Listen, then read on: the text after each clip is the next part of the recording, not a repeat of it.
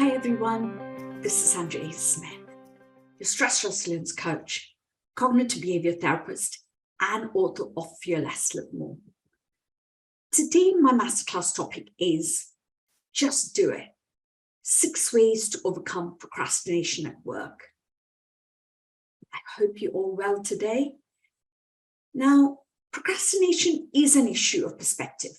It's an issue where your mind is at the moment. You know that you never manage sometimes to get things done, or sometimes you feel like you're a million miles away where you want to be in your life. Now, why is this problem significant? Why can't we force ourselves to get things done?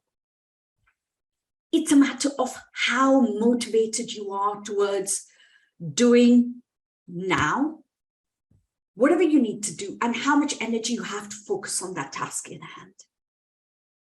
In reality, you stress yourself out by doing things that you feel forced on you, or by creating unrealistic goals and feel obliged to follow them. Then you feel like a failure if you haven't done what you wanted, you haven't followed up this additional should have or shouldn't. And so until now, there is nothing left but to stress about it. After many tries, you have still holding back to achieving your dreams, or you're believing things that you need to do are impossible. So let's take a moment to think about your own life. How often have you decided you are not going to do something because it seems impossible? Many times, I'm sure. How many times have you told yourself, I'll never finish that work task, or I should never break that. I could never break that procrastination habit, or I would never move up in my job. You, like most people, your answer will probably all the time, because of some of the horrible experiences, or maybe you lack the self-esteem or the self-confidence and nobody told you how good you are. But why? I find it fascinating. It's so easy to lose sight of the things that we make more difficult than they should be. Now, tiny undecisiveness can add up over time. It can make harder, more painful to achieve what you want. And then the next thing you know is you're waking up in a situation that you hate every day and wondering how the hell that happened. For example, lots of times I see people with such great shape or have a dream job, and I thought, gosh, I wish I could be like them. Gosh, I wish it was so easy for me to be as successful as them. And then I broke down that success and I realized it was actually quite difficult. What they've done is they've done small little things every day after day to achieve that success. Any task to be accomplished, as long as it's broken down into manageable pieces. I thought, who am I kidding? I'm a lifelong procrastinator. And just like that, I make excuses. I told myself, I love to be successful, but I lack the time or the money or the talent or whatever. The excuses are the reasons why we end up living in mediocrity, or we let ourselves off the hook, or are convinced that we can only show up our potential if everything's perfect. Especially in the workplace, you don't want to show as if you really can do it, or you're shy, or you know, there's lots of things. The real challenge is to overcome that belief that good things need to be hard. How many times that belief has held us back? It's more desirable than it appears, and it's believable, you know, that we think good things that come in life, that's just hard. Now, here's the thing. Telling yourself that something is impossible creates a feeling of hopelessness and inevitability. It becomes a habit. And this habit we practice over and over again, because keep telling ourselves, we get angry, we get depressed, we get resigned to our fate. By telling ourselves that something is possible, and creates a feeling of excitement, motivation, possibility. So you end up feeling confident and hopeful.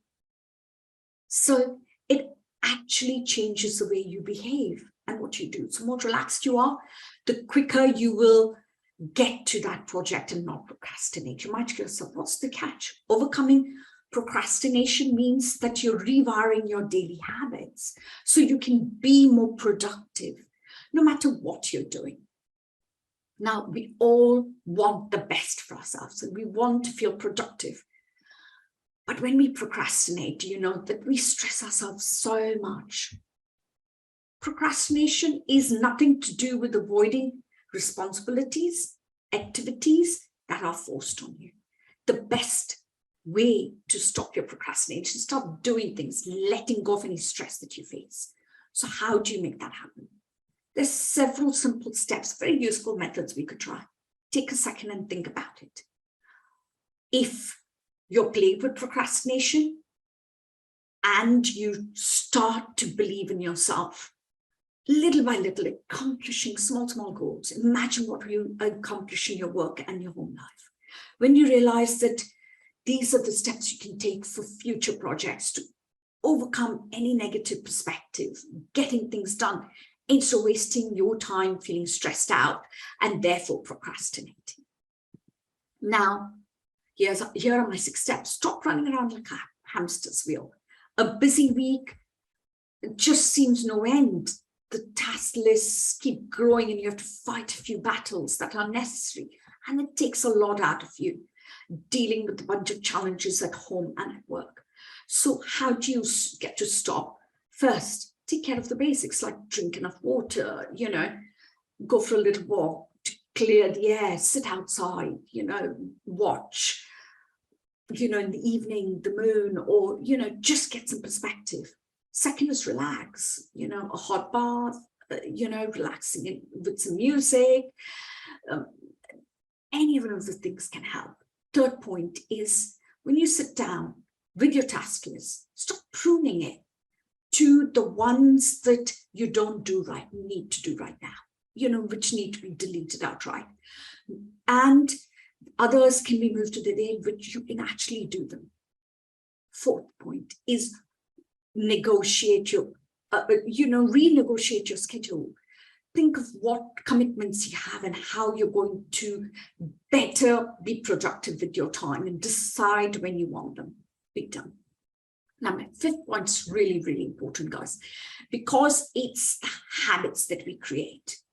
Habits that will interrupt that pattern of persistently feeling stressed, procrastinating, feeling anxious, so you feel calmer, more in control. For your inexperience, be empowered. Now, the first part, it's an acronym also, better habits, but also I'm using it as an acronym. So H is be honest with yourself. First and foremost, you can hide from other people, but you can't hide from yourself. So be honest of the things that you can do, you're capable of doing, what you feel confident doing, all of those things. Second is the A, take action. Small, persistent actions over time. You can achieve so much. Having a good morning routine for work for the first hour is brilliant. The B is beliefs. Stop behaving the old way and start believing in yourself. It's as simple as that. You are capable of doing this job in hand. You need to start believing. The I is your imagination. Imagine what you can accomplish when you put your mind to it. When you're in university, you accomplish so much, or as a child. So you can do this now. And T is time. Habit is created one day at a time. You're building your habits. So try really hard to use that. Now, my 6th point is having confidence in yourself. When you believe you can do it, you can do it. People who don't believe often can't do it. It is also called the trick of confidence. Often and mostly, the most available route is to refocus your mind towards imagining that confidence that can bridge a gap between that wall of self-despair to hope and expectation of improvement. Thank you guys for watching me today.